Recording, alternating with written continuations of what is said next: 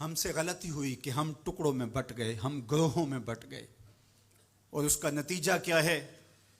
آج پوری امت زخم زخم ہے، پوری امت لہو لہو ہے۔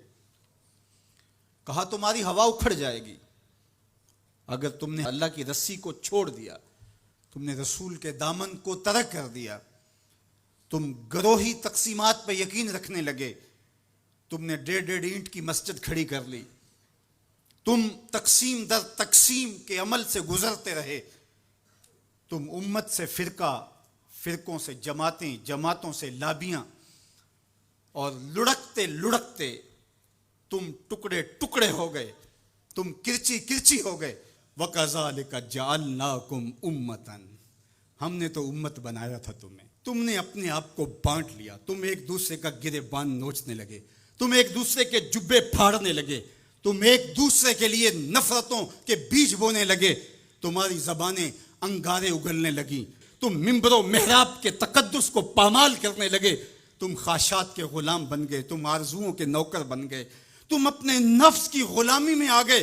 تم تو غلام تھے آمنہ کے لال کے، تم نے کب سے نفس کی غلامی اختیار کر لی، تم کب سے خواہش کے نوکر بن گئے، تم کب سے نفس کے بندے بن گئے۔ تم نے امت بننا ہے، تم نے رسول اللہ کا غلام بننا ہے۔ تمہارا لب و لہجہ بتائے ہم حضور کی امتی ہیں، تمہارا طرز زندگی بتائے تم حضور کی امتی ہو۔ تم ترازو پہ کچھ تول رہے ہو تو لوگ دوسری طرف بھی منہ کر کے کھڑے ہو جائیں، یہ غلط نہیں تول سکتا، یہ امت رسول ہے۔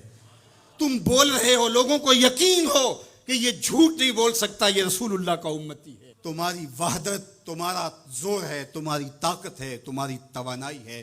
تو فرمایا وَكَذَلِكَ جَعَلْنَاكُمْ أُمَّةً، ہم نے تو امت بنایا تھا تمہیں۔ آج حضور کے قلب اطہر پہ کیا گزرتی ہوگی جب شام کی بچیوں کے منہ پہ تماچے مارے جاتے ہیں، جب بغداد میں حضور کی امت خانمہ برباد نظر آتی ہے، جب برما میں آری لے کر کے اعضاء کاٹ دیے جاتے ہیں، دشت لیلہ سے لے کے کندھار تک، غزہ سے لے کے کشمیر تک لاشیں ہی لاشیں بکھری ہوئی نظر آتی ہیں، بستی بستی کریا کریا، صحرا صحرا خون، امت والے امت کا ہے کتنا سستا خون۔ شام، قدس، کشمیر اور برما، کس کس کا احوال کہوں، ہر سو زخمی، ہر سو لاشیں، ہر سو بہتا خون، امت والے امت کا ہے کتنا سستا خون۔ آج امت لہو لہو ہے، اس پوری کائنات میں 1 انچ بھی جگہ ایسی نہیں ہے جہاں آتش و آہن برستا ہو اور وہ کفار کی سرزمین ہو۔ جہاں بھی خون بہتا ہے وہ بستی مسلمانوں کی ہے، جہاں لاشیں گرتے ہیں وہ گھر مسلمانوں کا ہے، جہاں عصمتیں لٹتی ہیں وہ خطہ مسلمانوں کا ہے۔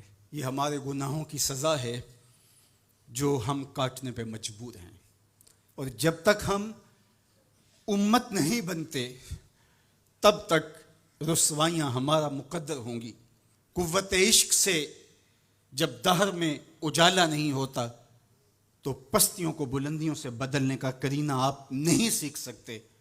نام محمد کو تھام کر کے، امت کی وحدت کے تصور کو اجاگر کر کے، حضور کا پاکیزہ وجود جو امت کی وحدت کا ضامن ہے، اس سے بے لوث محبت کا رشتہ اور الفت کا ربط جب تک مضبوط نہیں ہوتا تب تک ہم ان مشکلات سے کبھی بھی نہیں نکل سکتے۔ 1000 فلسفے تراش لیں، 1000 منطقیں بگھار لیں، لیکن کوئی نتیجہ نہیں ہوگا۔ تمہیں نتیجہ تب ہی ملے گا جب حضور کے قلب اطہر کو آرام پہنچاؤ گے، جب امت بن جاؤ گے، جب حضور علیہ السلام سے وابستگی اپنا شعار زندگی بنا لو گے، تو پھر دہر میں اجالا اور روشنی حضور علیہ السلام کے نام کے صدقے سے نصیب ہوگی، اور تقدیر کا قاضی تمہاری سزائیں معاف کر دے گا، اور پھر نتیجہ تمہارے سامنے اس صورت میں نمودار ہوگا کہ تم بحر و بر کے مالک ٹھہرو گے، اور کائنات کے اندر حضور کے ساتھ وفا کے رشتے کے نتیجے کے اندر لوح بھی تمہارے ہاتھ میں ہوگا، قلم بھی تمہارا ہی مقدر ہوگا۔ لیکن شرط یہ ہے کہ تم صحیح معنی کے اندر امت بن جاؤ. وَأَنْتُمُ الْعَالَوْنَ إِن كُنْتُم مُؤْمِنِينَ. یہ میرے رب کا وعدہ ہے اور میرے رب کے وعدے سچے ہوتے ہیں. کہا تم ان کے بن کے تو دیکھو، عزت کا تاج میں تمہارے سر پہ رکھوں گا.